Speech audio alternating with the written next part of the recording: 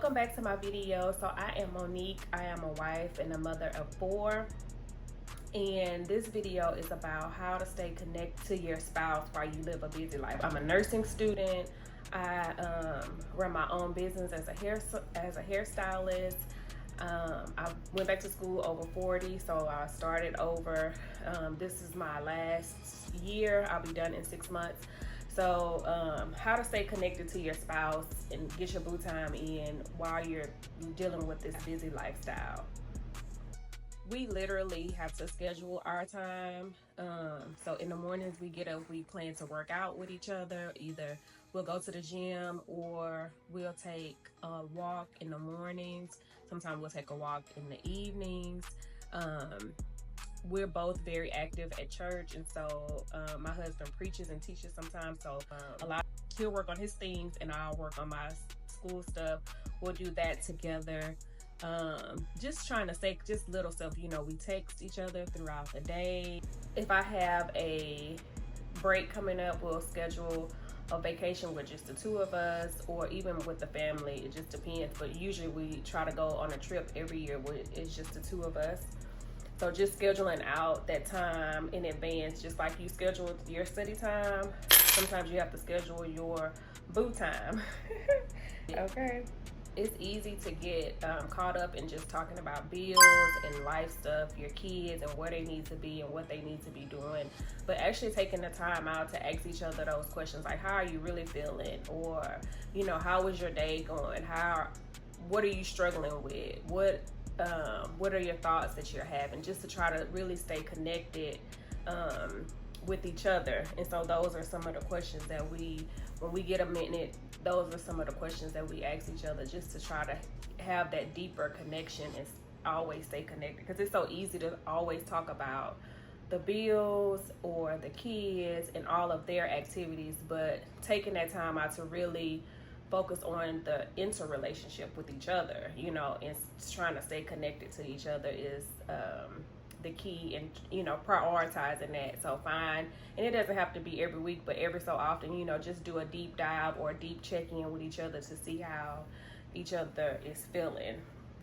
And then the next tip is just knowing that to have a spouse that supports you and is rooting for you and is on your side, and that you guys are a real team really helps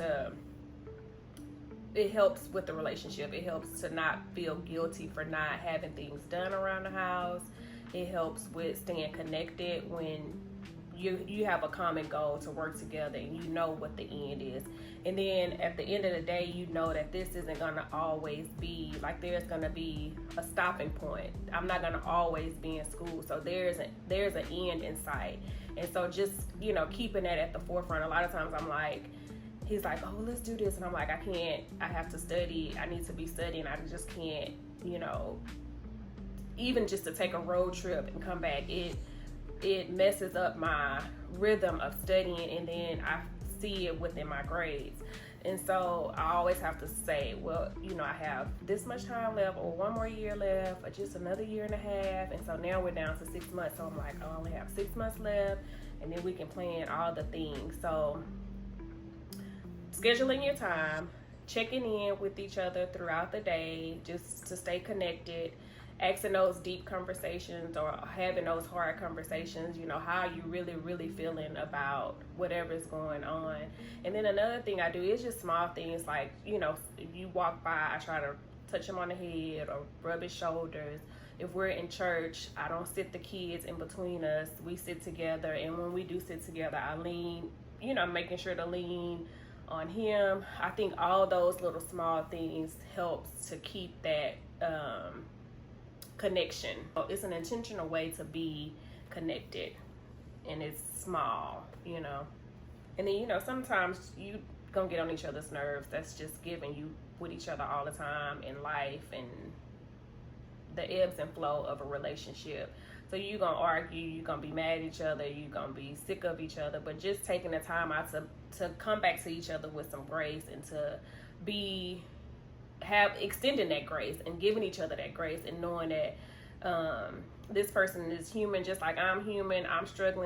He's struggling just like I'm struggling, and to just be forgiving towards each other and just laugh and have a good time. Like, life is too short to be so serious, I guess. So enjoy each other, enjoy, you know, laugh and be silly and be playful with each other. It shouldn't be always serious all the time. And so thank you again for watching this video. Hopefully this has helped someone that's busy in nursing school or just in school in general, or just have a busy lifetime, to remember to prioritize your spouse and spending that time together and staying connected with each other.